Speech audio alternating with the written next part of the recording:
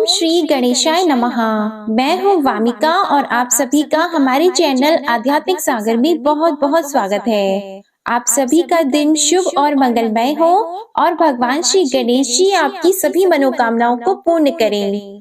आज आप सुनेंगे पौष मास महात्म्य का अध्याय 22।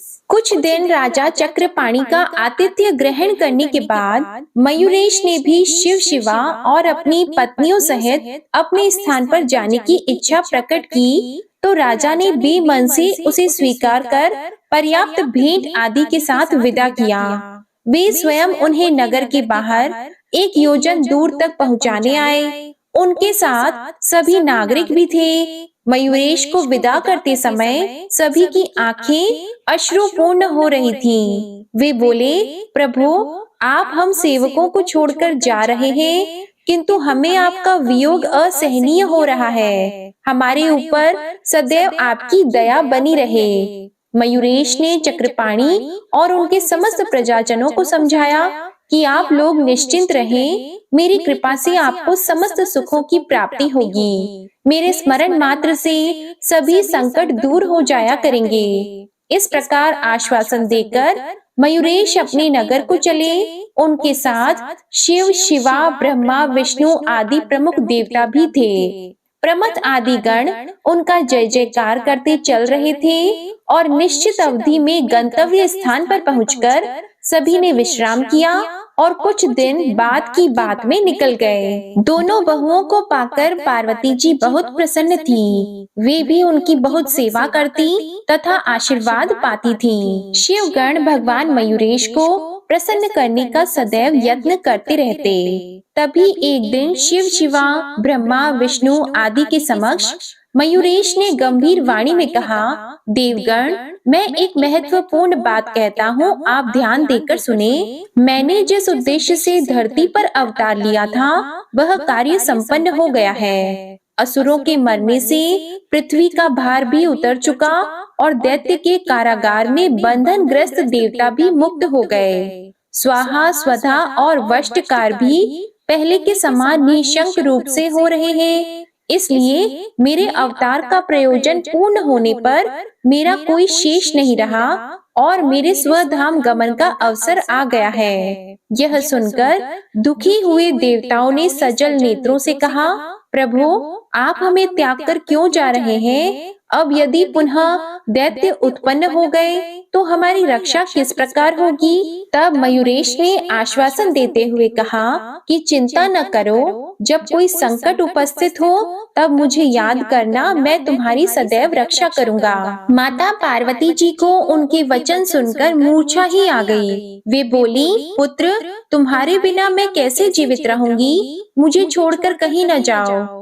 मयूरेश ने समझाते हुए कहा, माता, मैं भी तुम्हारे वियोग से दुखी हूँ, किंतु सदैव एक स्थान पर ही नहीं रह सकता। इसलिए मैं विवश हूँ। जब द्वापर युग में मुझे एक भयानक असुर को मारने के लिए अवतार लेना होगा, तब तुम्हारे पुत्र रूप से प्रकट होकर पुनः सुख प्रदान करूंगा। तभी षडानन ने रोते हुए कहा, मुझे भी साथ ले चलो।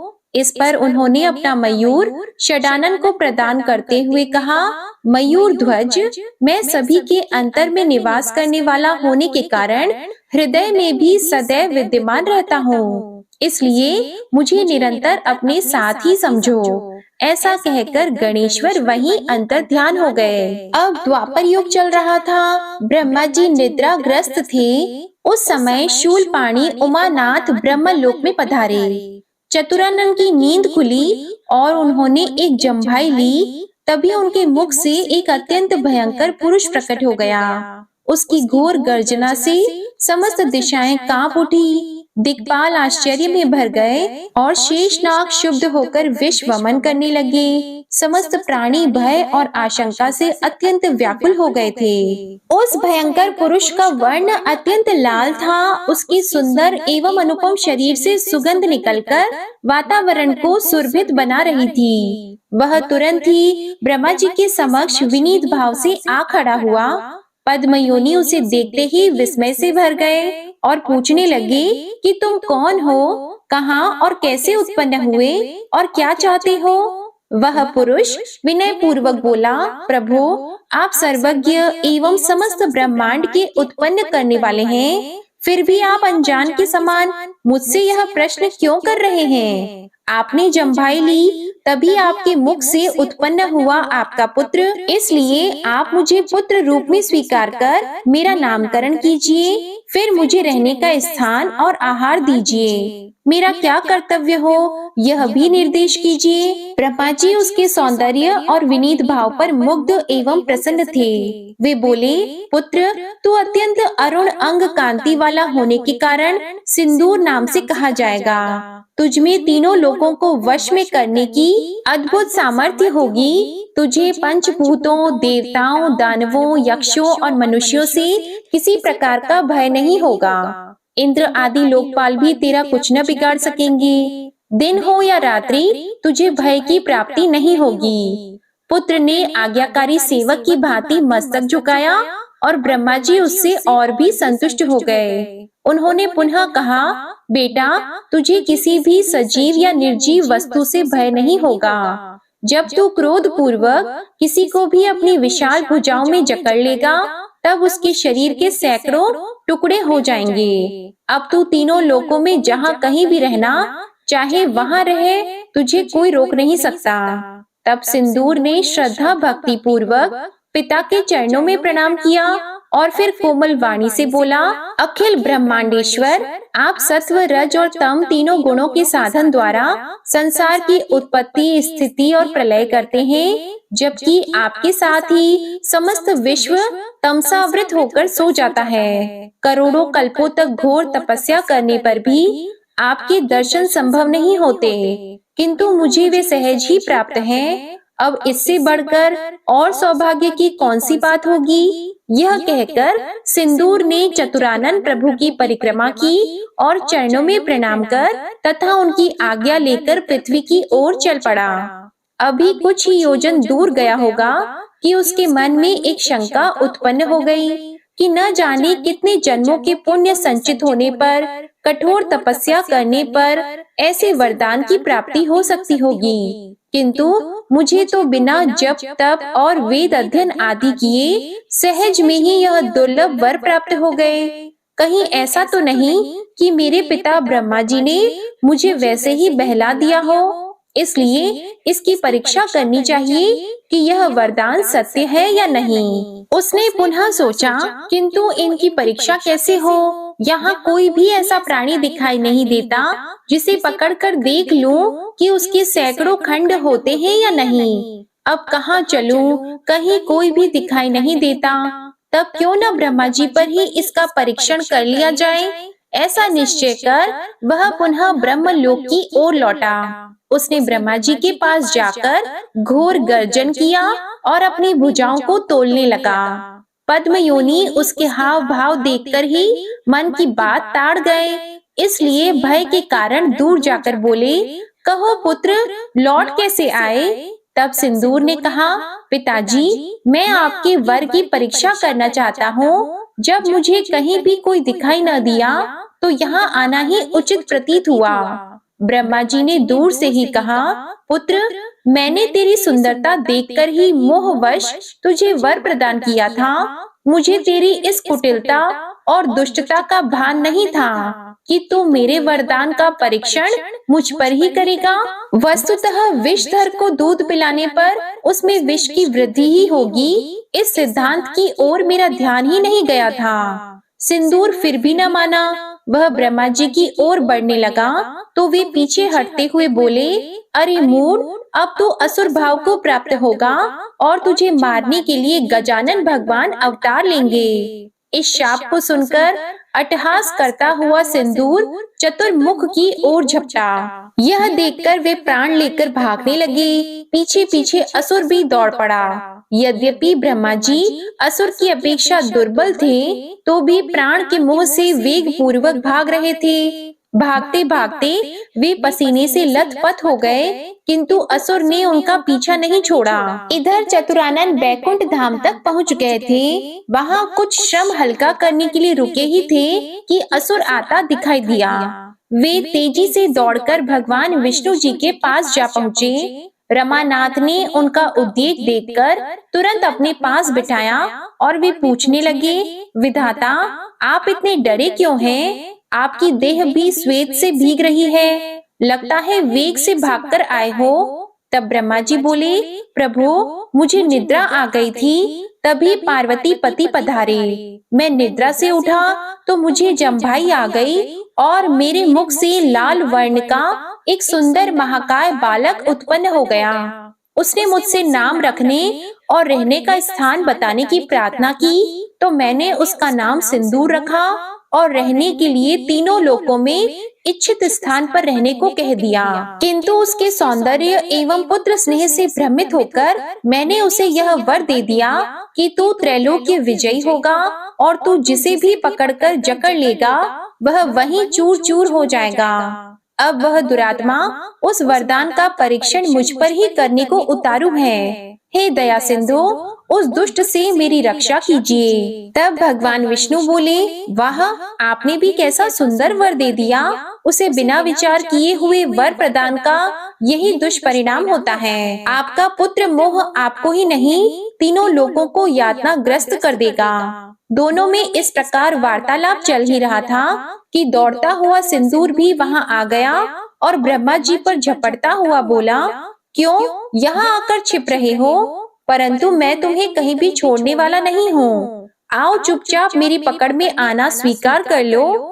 बचाओ प्रभु, बचाओ, कहते हुए ब्रह्मा जी भगवान विष्णु जी के पीछे की ओर होने लगे। तभी भगवान ने उसे समझाया, पुत्र, तू अत्यंत बलवान और चतुरानन अल्प बल है, इसलिए इनसे युद्ध करने में तुम्हें सुयश नहीं मिलेगा, वरन इनका अनिष्ट होने पर तुम्हें अब कीर्ति ही प्राप्त होगी। इसलिए इन्हें छोड़कर किसी अन्य से जाकर युद्ध करो। सिंदूर बोला, मुझे तो अपने वरदान का परीक्षण करना है, यह हो या कोई वीर, यदि यह नहीं लड़ते तो तुम ही आकर युद्ध करो। यह कहकर वह विष्णु भगवान की ओर बढ़ा, किंतु वे तो परम नीति निपुण थे। उसे भ्रमित करते हुए बोले, पुत्र, मैं तो केवल सत्व गुण संपन्न हूँ, इसलिए लोक पालन में ही लगा रहता हूँ। विष्णु जी ने मुस्कुराते हुए कहा, कैलाश पर्वत पर शिव जी निवास करते हैं। उन्होंने अपनी दृष्टिपात मात्र से कामदेव को भस्म कर दिया था। बहुत से असुर उनके हाथ से मारे गए हैं। वे उमानाथ, सुदृढ़ काय और सदैव युद्ध के लिए उत्सुक रहने वाले भी हैं। उनसे युद्ध करो तो तुम्हें संतोष भी होगा और सुयश की भी प्राप्ति होगी। रमानाथ के नीतिपूर्ण मधुर वचन सुनकर असुर को बड़ी प्रसन्नता हुई। उसने सोचा, ऐसे ही युद्ध प्रिय वीर से युद्ध करने में आनंद आ सकता है, इसलिए मुझे यही करना चाहिए। और अब वह वेग पूर्वक चलता हुआ कैलाश शिखर पर जा पहुंचा। उस समय भगवान शंकर समाधि में लीन हुए बैठे थे और पार्वती जी उनकी सेवा में रत थीं और नंदी तथा भृंगी आदि भी उनके निकट ही बैठे हुए थे। इसके बाद जो कुछ भी हुआ इसका वर्णन आप अगले अध्याय में सुनेंगे। अब आप सुनिए श्री गणेश चालीसा पाठ। जय गणपति सद्गुण सदन, कविवर बदन कृपाल, विघ्न हरण मंगल करण, जय जय जय गिरिजालाल। जय जय जय गणपति गणराजू, मंगल भरण करण शुभ काजू। जय जगबदन सदन सुखदाता, विश्व विनायक बुद्धि विधाता। वक्रतुंड शुचि शुंड सुहावना, तिलक त्रिपुंड भाल मन भावन। राजत मणि मुक्तन उर्माला, स्वर्ण मुकुट शिर नयन विशाला। पुस्तक पाणि कुठार त्रिशूलम, मोदक भोग सुगंधित फूलम। सुंदर पीतांबर तन साजित, चरण पादुका मुनि मन राजित। धनि शिव सुवन षडानन भ्राता, गौरी लालन विश्व विख्याता। रेति सेति तव चवर सुधारी, मूषक वाहन सोहत द्वारे। कहो जन्म शुभ कथा तुम्हारी, अति शुचि पावन मंगलकारी। एक समय गिरिराज कुमारी, पुत्र हेतु तप कीन्हा भारी। भयो यज्ञ जब पूर्ण अनूपा, तब पहुँचियो तुम धरि द्विज रूपा। अतिथि जान के गौरी सुखारी, बहुविधि सेवा करी तुम्हारी। अति प्रसन्न हवे तुम वर दीन्हा, मातु पुत्र हित जो तप कीन्हा। मिलहि पुत्र तुहि बुद्धि विशाला, बिना गर्भ धारण यही काला।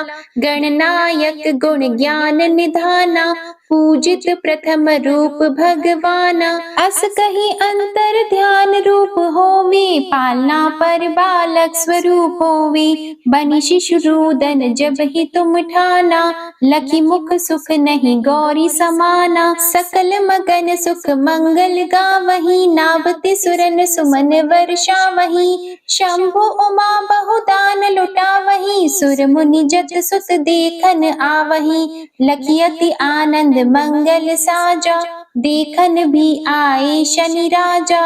निज अवगुण गुण शनि मन माही, बालक देखन चाहत नाही। गिरिजा कछु मन भेद बढ़ायो, उत्सव मोर न शनि तुहि भायो। कहत लगे शनि मन सकुचाई, का करि हो शिशु मोहि दिखाई। नहीं विश्वास उमा उर भयहु, शनि सो बालक देखन कहयौ। पद तहि शनि दृग कोण प्रकाशा, बालक सिर उड़ गयो आकाशा।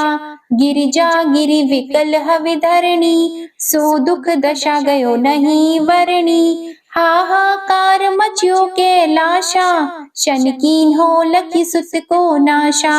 तुरत गरुड़ चढ़ी विष्णु सिधायो, काटी चक्र सो गज सिर लाए। बालक के धर ऊपर धारियो, प्राण मंत्र पढ़ि शंकर डारियो। नाम गणेश शंभु तब कीन्हे, प्रथम पूज बुद्धि निधि वर दीन्हे। बुद्धि परीक्षा जब शिव कीन्हा, पृथ्वी कर प्रदक्षिणा लीन्हा। चले षडानन भरमि भुलाई, रचि बैठ तुम बुद्धि उपाई। चरण मातु पितु के धर लीन्हे, तिनके साथ प्रदक्षिण कीन्हे। धनि गणेश कहि शिव हे हर्षि, नभते सुरन सुमन बहु बरसि। तुम्हारी महिमा बुद्धि बढ़ाई, शेष सहस मुख सके न गाई। मैं मतिहीन मलिन दुखहारी, करहु कौन विधि विनय तुम्हारी। भजत राम सुंदर प्रभु दासा, जग प्रयाग ककरा दुर्वासा। अब प्रभु दया दीना पर कीजे, अपनी शक्ति भक्ति कुछ दीजे। श्री गणेश यह चालीसा, पाठ करे कर ध्यान। नित नव मंगल ग्रह बसी, लहे जगत सम्मान। संबंध अपने सहस्त्र दश, ऋषि पंचमी दिनेश। पूर्ण चालीसा भयो, मंगल मूर्ति गणेश। श्री गणेश चालीसा समाप्त होती है। प्रेम से बोलिए भगवान श्री गणेश की जय। आज की कथा पसंद आए तो वीडियो को लाइक करिएगा, शेयर करिएगा और कमेंट में भगवान श्री गणेश जी की जय लिखिएगा। ओम श्री गणेशाय नमः।